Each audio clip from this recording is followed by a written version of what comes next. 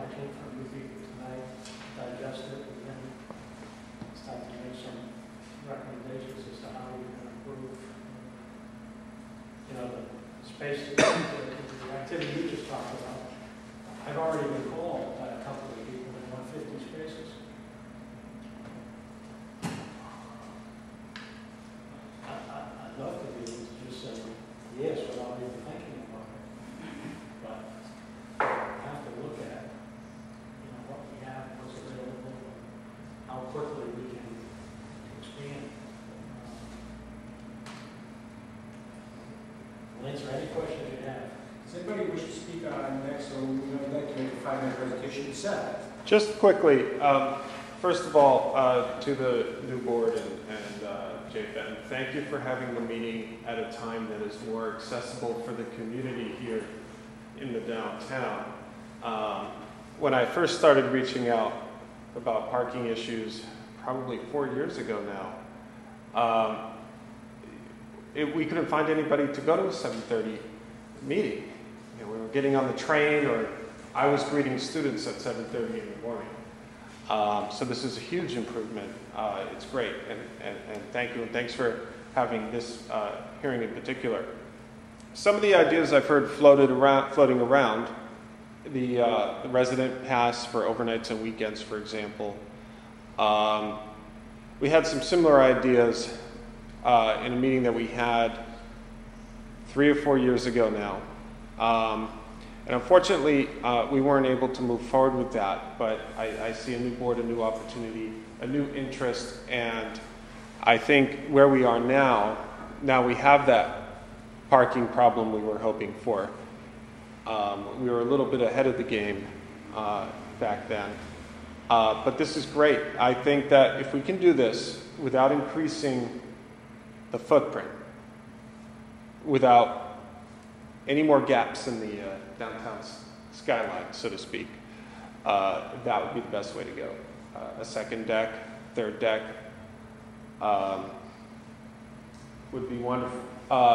The need is definitely there in the daytime. My fiance just moved her business from Providence, Rhode Island to downtown Lynn with an office in 20 Central. And I'm a seasonal parker. I have a business as well as my day job, and I need the lot the whole variety of times in the summer months. So I see the challenge. I see that it's packed during the day, and I see that it's nearly empty at night. So I think with some really smart, short-term solutions to get the residents' cars off the streets at night and some long-term planning, we can definitely solve this. We have more room than Somerville had, and we have more room than Salem had, potentially. Thank you. Thank you, Seth. Yes. Hi, my name is Terry Felici. I've lived in the Boston Machine Loft since 2004. I have a rental property there, as well as I rent from another owner in that building. And I work at home, so I have the need to keep my car in the lot all day. I have the same problem if I leave in the middle of the day. I come back and there's no spots, or they've crammed so many cars in there that it's dangerous to enter the lot. You know, I just park my car on the street in that case and just write a note and say, please don't ticket me, there was no spots. I wouldn't be crazy about having a second level to that lot, only because my property that I intend to buy looks on that property, and I'm sure all the people who look onto that lot would want their views blocked. So I would just like to say that I would encourage businesses to encourage their employees to use the MBTA garage, incentivize them to do it. There's lots of parking lots right around Buffalo. Like there's a lot, like right around the corner. I don't know, maybe Andrew lot. I'm really not sure, but it abuts the train line. It's I don't know. It's like Silsby Street. There's a lot there. There's a lot by the post office. There's a big empty space by the post office that's completely empty. So I would just like to, you know, see see the parking spaces that we do have be utilized more. It's not, or encourage the use of public transportation. I know if I had Zipcar in Lynn, I might just give up my car altogether because I don't need it to commute. So if we could somehow get Zipcar down and take up some spaces in the parking garage, maybe some residents would be willing to give up their cars permanently. So. Living in the downtown during the shows, now that the auditorium is flourishing, thanks to Jamie Marsh and the work he's done, do you see any change in It's a lot of people. You see people parking in the parking lots during shows or anything like that? It is fuller at night that I've noticed. Like I come, if I leave during the day and I come back at night, there are parked cars there, so I'm like, and I know not that many people live around there, so people are using it at nighttime, especially like the churches that are right down around there, which they're probably just coming in and not paying. So they're getting the privilege of the fact that that lot isn't really monitored all the time. So, but yes, I do notice that it's fuller. And another thing that would be a short-term solution maybe is if lines got repainted. They're so faded, you can barely see them in the daytime. So, thank you. Thank you, appreciate it. This is back. I'd just like to jump on that. I am a resident on 49 Monroe Street. I've lived there for almost 8 years. And I know this is more about off-street parking, but I do primarily park on street and do see a lot of problems finding parking spaces in the evenings. Often, even around now, when you're trying to come home and maybe find just a spot on the street so you can unload or whatever, just even for overnight parking, it becomes very difficult with the churches, the different activities that are happening in the evenings are really taking up the parking spaces that were primarily residential spots that, overnight. And it would be great, I know speaking to other people in our building, if there were options like the residential parking pass for nights and weekends or something like that to really accommodate residences who are here paying taxes as opposed to people who are coming in, taking up spaces, and then leaving. It would just be a nice perk for the people who are actually living down here. It's interesting what I'm hearing is that parking lots now are actually not used just during the day, they're becoming more active in the evening. And I'm thinking with technology, how much loss in revenue is the city losing? That's something that, that input right there today is, I learned something new this evening, is that the parking lots now at nighttime become more active. So, me personally, there's a loss there, and I don't think we're utilizing these parking lots fully. So that's interesting input that I just heard from the residents. That's back to back. I heard that in the evening there's more activity, which wasn't the fact a couple of years ago. So that's changed. Anybody else? Go ahead. Yes. Hi. My name is Cindy. I live on West Green Street. What street, sorry? West Green, downtown. And I recently fought and won with the help of Mr. Crowley and Mr. Phillips, my law counselor, to get resident parking on the street due to all the businesses because it was horrendous. And whereas I'm not trying to eliminate people parking for the businesses in my area, during especially the winter time, it was really rough. Last winter wasn't bad because we didn't have a lot of snow. A winter before that, I was unable to get out of my parking lot for 3 days. And as we all know, this winter was really bad. With the resident parking recently put on there, it's helped during the week somewhat. The weekends doesn't help at all. People still ignore it. And I'm not going to call the Lynn police on the weekends for resident parking. During the week, when it's bad, I do call the parking, and the parking office at City Hall, and they've been always very helpful and gracious, and they do send someone right away. And again, I forgot the young lady's name.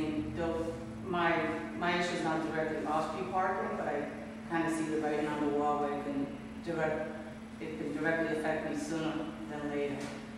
I just have to kind of really back what Mr. Polley was saying, that with the MBTA, kind of focus on that first and harder as opposed to start putting levels on and things like that and changing our landscape in the city. But with that open space not being utilized, just kind of wanted to voice that again, that is still out there, that there's a big empty garage not being utilized. Can you give us specifically what your address is, so we can actually look into the people, that are just, Yep, I live on 42 residents? West Green, she's almost literally right on the corner of West Green and Union. The next to St. Joseph's Church. Yeah. Oh yeah, and I have a church Parkinson.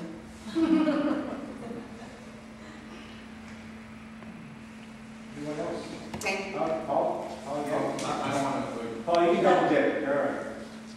I just want to say one quick thing. Yep. That there are residents who choose not to pay for the monthly parking and do park on the street, and that's part of the parking at nighttime. They're parking on the street because they don't want to pay $45 to park in the lot.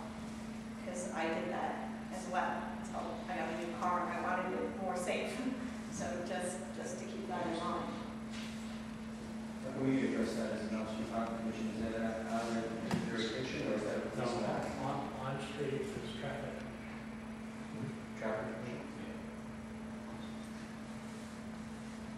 We can still pass on the information to them so they can get that, right? And Yeah, if you know anybody on it. the recommendation is to incentivize people to use the lot, residents to use the lots at night, right, and get them on the streets, so that would be in our jurisdiction.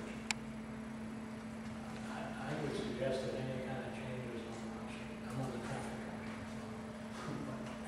There you go. Any kind of changes, I think, on street, short of some minor ones, really need to be coordinated with off-street parking to make sure that they're complementing each other. Not just making a change. I mean, I can tell you, Who would I contact on the traffic commission? you can contact the chairman of this town. Sounds like the chief of the property. Just send it to everybody. Sure. Tasso, Yeah. she's the secretary. So I was just, maybe answering it when you do your presentation, and I'm sorry if I'm jumping the gun a little bit, but I've never been a fan of doing studies, but I think that it's probably important to understand the demographics in a way that allows you to, essentially come up with a number. Like, for example, we need to add, let's just say, 300 spots within the next year, 600 spots within the next 2 years, and 5,000 within the next 10 years. And how would we get there? That kind of, I think of that as like the first kind of step that we would take. And, and when you do these studies, you would think that the preparer of the study would be reaching out to the businesses and try to understand what their growth projections are so they can get a sense of that. And then you can understand the existing parking and then sort of back into what you need. That said, I also wanted to say that while it's commendable what the city is doing, it's always great if the city can generate new revenues to support things. There's also a private market for parking, I think, in the downtown that people don't really think about. How we wrote here, I borrow his parking lot all the time. Is that the you that's taking my spot? That's it. But I guess what I'm saying is, with a little bit of ingenuity and, the opportunity for maybe a business that closes at 5 o'clock and has a bunch of empty spots after 5 or whatever, he might be willing to, make arrangements with number 7 of the Boston Machine Hall or something like that, where so many folks could actually get parking in these spots. And I think if it becomes a private-public partnership in, making an appeal, I think, you might be able to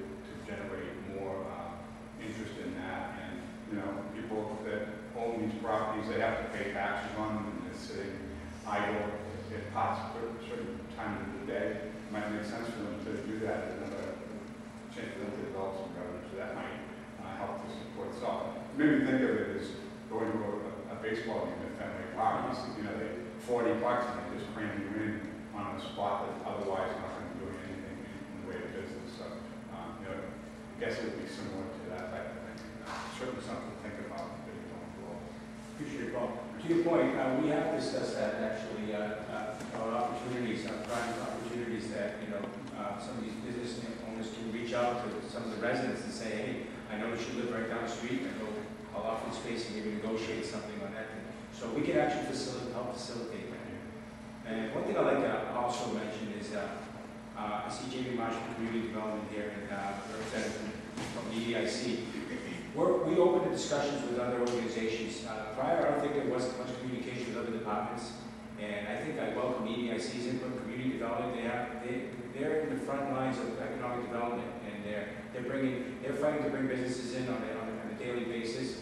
And I know parking is not the most attractive thing to bring them in, but when they do get here, we need to work with them. So we're accepting the fact that there's a lot of restaurants that are coming into the city, which is a great thing. But we're behind the 8 ball here as far as getting the parking spots. So we really, I mean, the short-term goals that we need to address, but the long-term ones, we can't wait on starting to address them. So this is in fact why this meeting is happening tonight. Okay? Is anybody else? Javier, I know you're falling asleep. Do you want to say something? No, I didn't come with an agenda tonight, but what Paul said is a good issue to develop. And I Right back there for a second. Yeah. My name is Jay Henson. I'm an engineer. I walk around, I see these problems, and I kind of go, it's not that difficult to figure out. So the politics of funding things seems to be a difficult thing to figure out. There's a lot of holes in the Sasaki plan and all the relevant stuff on downtown redevelopment, and parking has always been the last consideration. The comment that it's a problem I would like to have is a pretty good example of the short-sighted thinking that goes on at City Hall instead of long-range planning. Most of these projects need to have more input from people who are actually out there developing things and things like that, not somebody sitting in an office. You can't develop 3/4 of the Sasaki plan without figuring out the parking first, because it's just not going to fly. The condition of the lots to start with is pathetic from what I've seen, so you're already at minimum level in terms of what's been done for years. So we heard from Chris Bibby, who's bringing in people. We heard from North Shore Community, who's bringing in people. Demici's and all these other people that are looking to relocate. The problem's here. It's not a problem tomorrow. The problem's here. Were there any plans drawn up for that parking garage for Buffalo Street that you know? I believe it preceded me, but I believe it. Okay, so even if the drawings are there, it's going to take 2 years to get a shovel in the ground. Your problem's here now. The mayor should be here. City council should be here addressing this. It's a classic. I grew up in this town. I watched the fiasco of the pedestrian mall of Union Street. Remember that one? Okay. That was ridiculous. This is a problem that you have 4 or 5 locations that if the city spent some money in the right places today, start today, in 2 years' time, the problem would be solved. We can go around in meetings forever and ever. We can do a feasibility study. But you've already heard tonight, there's 200 to 300 more spaces needed today. So if there's money, if they can reprice that job, there's no reason that shouldn't start in the very near future. I mean, you can go around this forever. You know how these work. Committees just go on and on and on if you can't get somebody to commit to cutting a check. EDIC is pretty well aware of it. Jamie's pretty well aware of it, community development. They got a grant writer. I don't see why the problem couldn't be fixed pretty quick. Within 6 months, you should be able to get an answer. But what ends up happening is it spins around and around. And I've watched it for 45 years in this town. These projects don't get done because there's not enough pressure. With guys like Corey coming into downtown, me and him have talked a few times about other subjects. He knows I'm pretty active in the community. We've gone around about a few things. It's time for the people in the neighborhood down here to start flexing, because they're the ones who have some of the best things to offer in this town, in some of the potentially best locations. You have the parking garage. You have the most pathetic train station in the state sitting there. Who's going to use it?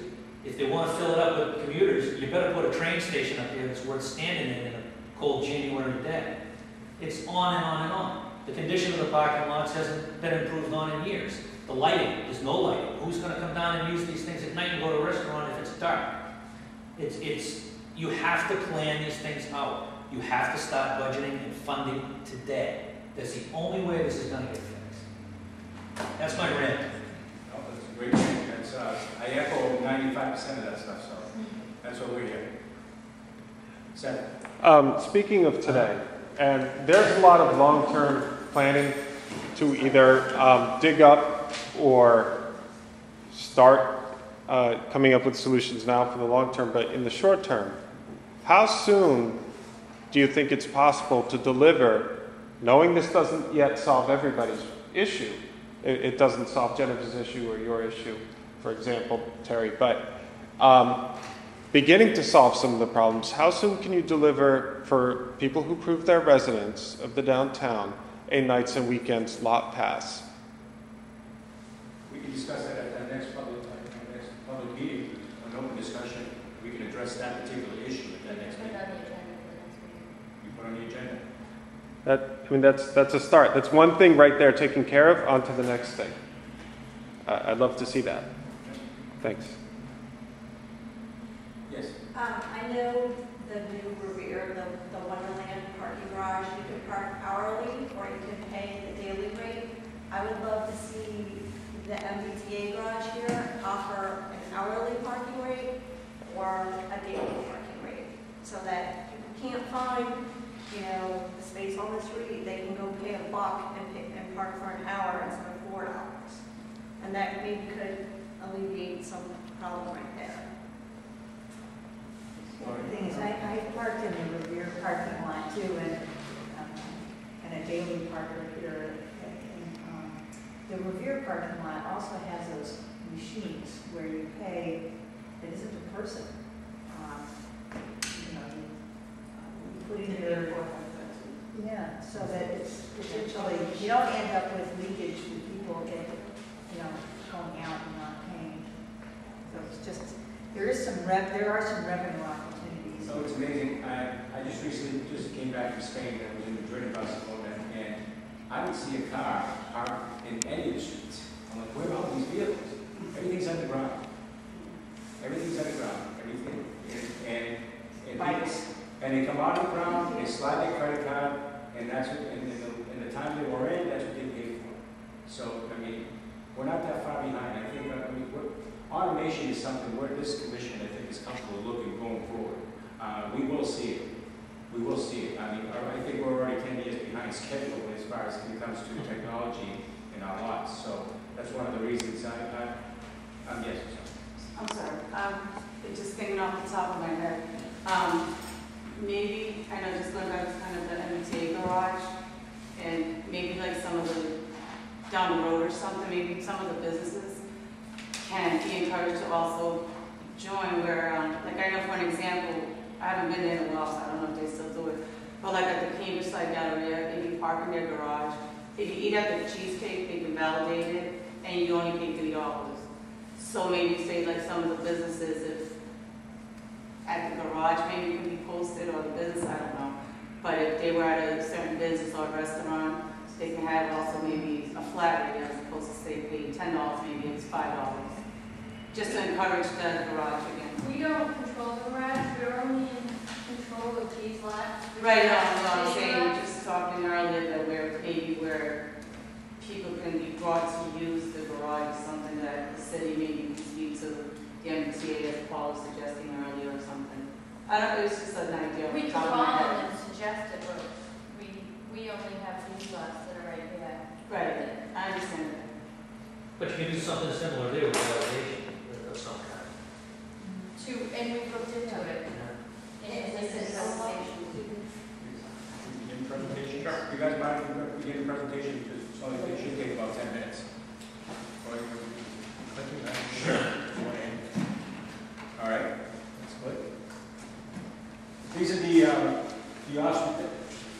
oversee and maintain the public off-street parking facilities, which include, we talked about Andrew Street. Buffalo Street seems to be the big one everybody's discussing. It's our largest, I believe, is it our largest lot, Jay? Sorry. Buffalo Street? Yeah. And we have Central Ave, Ellis and School Street, Union Street, and Johnson Street, which you'll see it being next to City Hall. Who is the Off-Street Parking Commission? It consists of an executive director and 5 members appointed by the mayor and confirmed by the city council. Jay Fenton, which you met, executive director, myself, Jamie Cerulli, Corey Jackson, Jay Kelly, and Wilfred Simard, who is not currently here, but he's our oldest standing member of the Off-Street Parking Commission. How long has he been here, Jay? Will it? Yeah. 10 years. Long enough to have a nickname, all right? Recent moves, rebalancing of the lots underway to deal with buffer overflow. We're looking at usage of off-street parking space in other lots. MBTA property on Broad and Market Street. Entrance off Andrew Street lot moving to Liberty Street. To improve better flow for auditorium traffic. Better flow for traffic approaching from Market Street. Better proximity and location of entrance for Sutton Street, Central Ave, and Market Street, businesses, customers. Recent move, the Off-Street Parking Commission deeded over to the city for expansion of the lot, is the Wyoming Square parking lot. That's going to be part of the mayor's pilot automation project. When we talk about automation, this is something that we can look at, and if it's successful, I think we should implement it throughout all the lots. An independent self-audit of off-street parking underway. Parking options in the downtown lane, I don't know if you can see that, but you can see all the options, so we can make this map available to you after the meeting. Those are different options where there is parking available. And that's, I think, a lot of people really not, I don't think they know what options are out there, so the more we educate people on this, I think that can be a short-term solution. Off-street parking lots. Those are the lots that we earlier mentioned. Monthly parkers in the downtown Lynn. Available spaces, 626.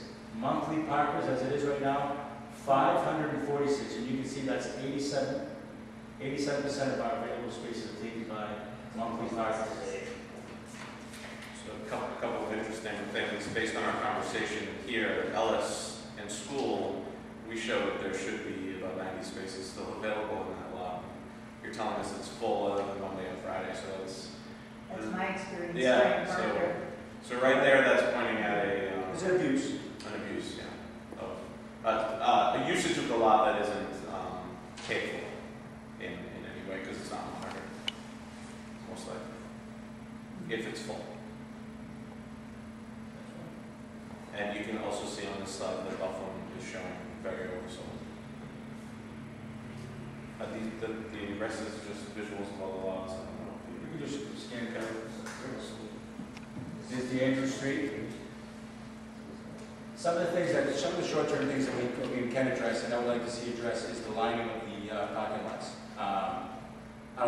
There's no excuse. They should be like that in their current standing. So, I mean, that's something we can go to City Council, rather rapidly instead of waiting. I mean, these are short-term goals that we can address.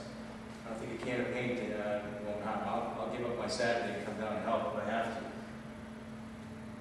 Buffalo Street. 245 spots on Ellis School Street, 151 of them monthly parkers. Union Street, 33 spots, 3 monthly parkers a year. that's a good enough. Where's that? Where's that? On the other side of the furniture store next to the wall center? Yeah, it's very, very limited amount of space. Do you have does the Lynn Community Health Center use that lot? Do you feel that the patients use that lot? I think sometimes they do. I think they're also using the street. Yeah. They're frustrated at the moment. Yeah. Johnson Street lot, It's all city employees currently. this Central Ave, 12 spots, all monthly parkers. That's it. That's it. Anybody else have any questions or comments? I mean, we heard a lot of input today, which is, we're grateful. We can go back to the board now, we can meet and start discussing and start addressing some of these short-term goals. Long-term goals, it's a process. But I mean, we're in communication with EDIC. Jim Caldwell, he's a great source of information. He's been helping me, guiding me around the city and what opportunities we have. Jamie Marchis here for community development. So I think all the stakeholders in the city are going to get together now and really let's start hammering out some long-term solutions to parking. Again, we got to stop using it's a good problem. Let's move from that. Let's stop focusing on solutions. Okay, so if anybody else doesn't have any, Jay, you want to say anything in closing? Again, I want to. I just want to say, like, maybe more people from out of town who could be directed to use the MBTA garage through our web pages or, hours after hours, park here. Put a map of it, like an easy, like just Central Square or the surrounding areas where they would be interested in going, not this big, huge map of the lake. Put a map down there so they can find their way around once they do park there. Since I have Jamie here, we're putting a spot, Mr. Marsh. Jamie, how you doing? Good. When the auditorium is active, what do you think most of your people from the show, what do you think they use? What lot do you think they use it? Well, thanks to you guys relaxed the parking regulations, so anybody can park anywhere except for a fire hydrant. Andrew Street, I like the fact that they park at the MBTA, because then they patronize all the businesses, Tatiana's and I think the Ox on the way up. But it is an issue. Johnson Street, around the auditorium, but they find it. Do you think, as far as advertising, do you guys recommend any particular lot whatsoever? Do you promote any lot? On our website, we work with the Greek church on the Common, who, unless it's a Sunday, they open it up for us. Johnson Street, the courthouse opens their lot up for us. St. Mary's, but it is an issue. There's parking by Central Board too. I'm not Yeah, sure. that's small lot. And to the funding issue, I just want to let you guys know, I'll say it publicly. We're committed to funding the move of, I don't know what you call it, a hut or the house on Andrew Street parking lot to the other side. Whether it's a move of the hut or it's some type of automated system, we've looked into it, my staff's looked into it. A hut would be about $15,000.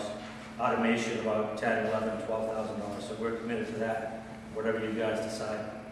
Right. That's on the agenda for next. Okay. You'll be notified. Well, I see a lot of blank faces. There's really nothing more. I think we took a lot in. I'd like to welcome everybody for attending tonight's meeting. And we can do this on a regular basis. I would like to really come down. I like being downtown and actually, walking here and seeing some of the residents we don't really get to see, in our daily life. I mean, Tori's here, but I'm on the corner of Western Avenue, Chapman. It's good to be in downtown. This is probably the funnest part I've had to be in downtown in years. These last 5 years have been a pretty good, amazing experience for me. So I like to hang out here more often if I could. But thank you all for coming. Anybody want to say anything in closing?